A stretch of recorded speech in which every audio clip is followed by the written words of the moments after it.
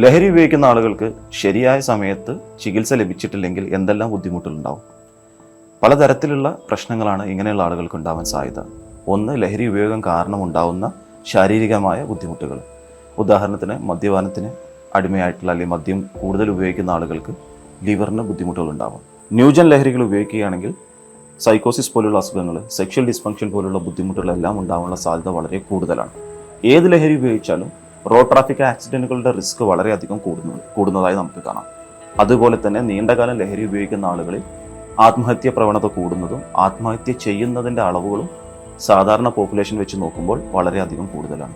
ഇതിനൊക്കെ പുറമെ ദാമ്പത്യമായിട്ടുള്ള പ്രയാസങ്ങൾ, കുടുംബത്തിലുണ്ടാകുന്ന പ്രയാസങ്ങൾ, ജോലി സ്ഥലത്തുണ്ടാകുന്ന പ്രയാസങ്ങൾ, ലീഗൽ കോംപ്ലിക്കേഷൻസ്, കൃത്യമായ സമയത്ത് കൃത്യമായ ചികിത്സ എടുത്തിട്ടില്ലെങ്കിൽ മുന്നോട്ടുള്ള ജീവിതം കൂടുതൽ ദുരിതപൂർണമാവുകയാണ് ഇങ്ങനെയുള്ള ആളുകളിൽ നമ്മൾ കണ്ടുവരുന്നത്.